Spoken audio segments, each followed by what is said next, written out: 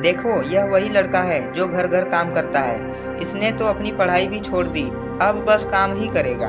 उनकी आवाजों में न सिर्फ तिरस्कार था बल्कि एक गहरी हंसी भी थी जो समीर के दिल में चुभ गई। लेकिन उसने अपने आंसू पोंछे और अपने कदमों को और तेज कर लिया। उसे जल्द ही घर लौटना था।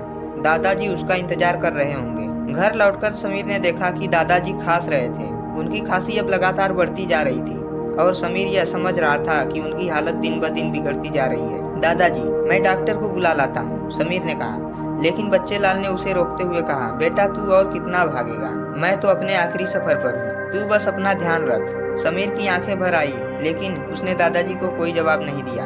अंदर ही अंदर वह जानता था कि यह हालात सिर्फ उसके दादाजी के नहीं बल्कि उसकी पूरी जिंदगी के लिए एक संघर्ष थे। रात को जब समीर सोने की कोशिश कर रहा था तो दादाजी की खांसी उसे सोने नहीं दे रही थी। उसके दिल में चिंता बढ़ती जा रही थी कि क्या वह अपने दादाजी को बचा पाएगा, क्या वह इस कठिन जीवन से उन्हें बाहर निकाल सकेगा, क्या कभी वह अपनी गरीबी से छुटकारा पाएगा। ऐसे हजारों सवाल समीर के मन में घूम रहे थे, लेकिन समीर के पास किसी का जवाब नहीं था। अगर जवाब होता भी तो यह सिर्फ समीर के लिए मात्र एक सोच या कल्पना होती और कुछ भी नहीं। अगले दिन समीर एक नए घर में काम की तलाश में गया। यह घर शहर के एक प्रतिष्ठित व्यापारी का था। समीर को लगा कि शायद अब उसकी किस्मत बदलने वाली है। घर के मालिक ने उसे अंदर बुलाया और कहा कि उसे घर की साफ सफाई करनी होगी। समीर ने बिना किसी सवाल के काम शुरू किया।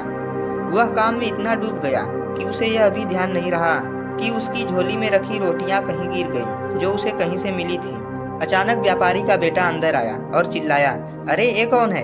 इसने चोरी की है। समीर चौंक गया और उसने अपनी सफाई में कहा, मैंने कुछ नहीं किया है, मैंने बस काम किया है। लेकिन उसकी आवाज किसी ने नहीं सुनी। व्यापारी का बेटा अपनी जीत पर अड़ा रहा और समीर को अपमानित करके घर से बाहर निकाल दिया। समीर ने गहरी चोट महसूस की और अंदर ही अंदर वह रो पड़ा। वह सिर्फ एक ईमानदार लड़का था जो अपने दादाजी के लिए संघर्ष कर रहा था, लेकिन समाज की नजरों में उसकी मेहनत और ईमानदारी की कोई कीमत नहीं थी। वह घर से बाहर निकलते समय हमेशा खुद से एक सवाल किया करता था, क्या यही उसकी जिंदगी की सच्चाई है?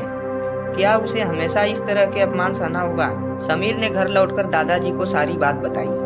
बच्चे लाल ने उसकी पीठ थपथपाई और कहा, बेटा ये दुनिया ऐसी ही है, जिसके पास कुछ नहीं है उसका इस दुनिया में कोई नहीं है। ये दुनिया तुझे हमेशा गलत समझेगी, लेकिन तू अपना रास्ता कभी मत छोड़ना। हम गरीब जरूर हैं, लेकिन हमारी ईमानदारी ही हमारी सबसे बड़ी पूंजी है। तुझे एक दिन इसका फल जरूर मिलेगा।